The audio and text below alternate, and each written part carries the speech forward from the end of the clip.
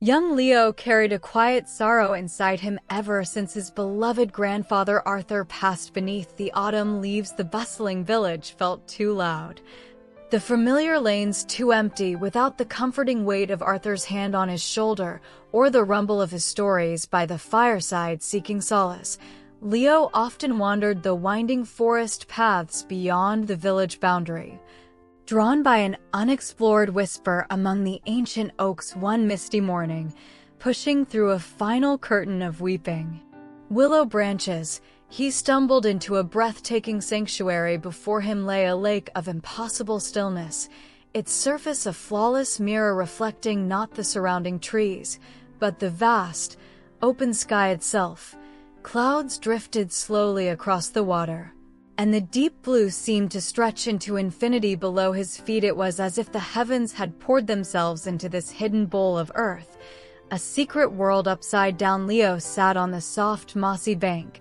Mesmerized, he dipped a tentative finger, expecting ripples to shatter the illusion, yet the sky reflection held firm, only gently wavering where he touched. He remembered grandfather Arthur speaking in his low, warm voice about places where the world turned thin, where magic lingered close enough to touch. Like the dew on a spider's web at dawn, some waters, Arthur had said, his eyes twinkling like distant stars, don't just show the sky, Leo, they hold it. They remember every sunrise, every storm, every star that ever shone. Leo hadn't truly understood then, but gazing into this liquid sky, Arthur's words echoed with newfound meaning. This was no ordinary lake. It felt like a living memory, a piece of the boundless heavens tenderly cradled by the earth. A silent promise of connection. Days turned into weeks, and Leo's feet found the hidden path to the sky lake almost daily. He brought his sadness with him, a heavy stone in his chest. On gray days when tears threatened, he'd sit hunched by the water's edge, astonishingly the perfect reflection. Above would churn dark, bruised clouds would boil across the mirrored expanse, obscuring the blue, and a phantom wind would stir the water's surface. Though the air around Leo remained utterly still, it was as if the lake absorbed his storm, reflecting the turmoil within his young heart back at him, not in judgment, but in profound, silent understanding. Seeing his inner tempest made visible in the vast sky water brought a strange, aching comfort.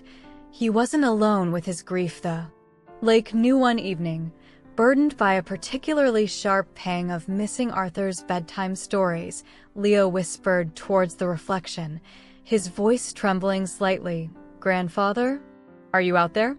In the sky?"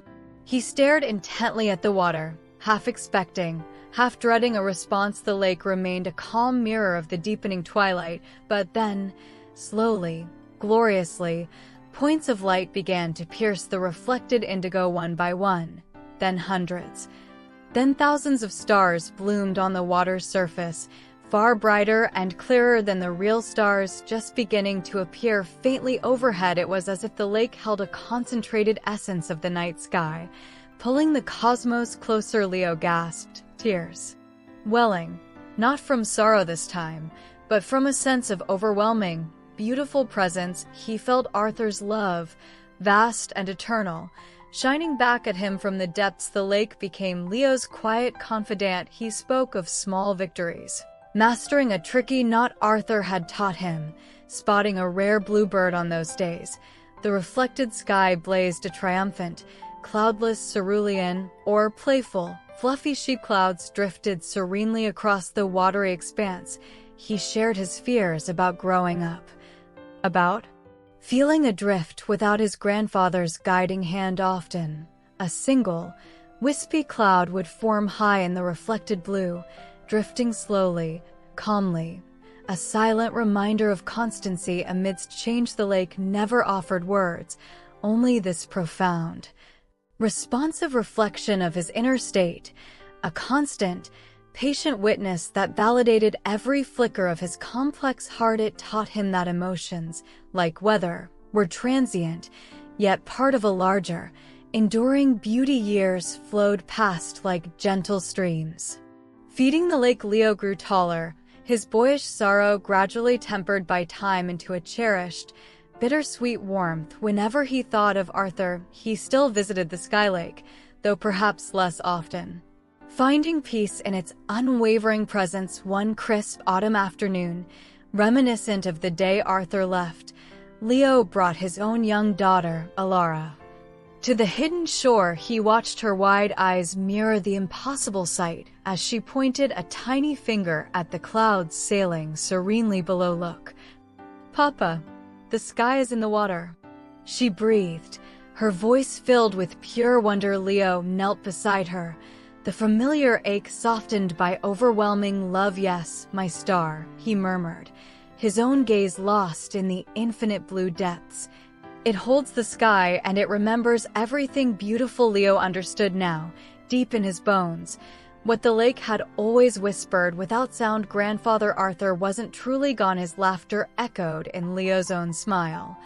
His wisdom guided Leo's hands as he taught Alara the same knots. His love shone as brightly as the stars held eternally within the lake's quiet heart. The sorrow hadn't vanished, but it was woven now into a larger tapestry of love and memory, as enduring and vast as the sky itself. Sitting with Alara on the mossy bank, watching the infinite blue cradle drifting clouds in its depths, Leo felt a profound peace settle over him, as deep and calm as the water before them. The lake that held the sky also held his grandfather, held his love, and now held the promise of generations.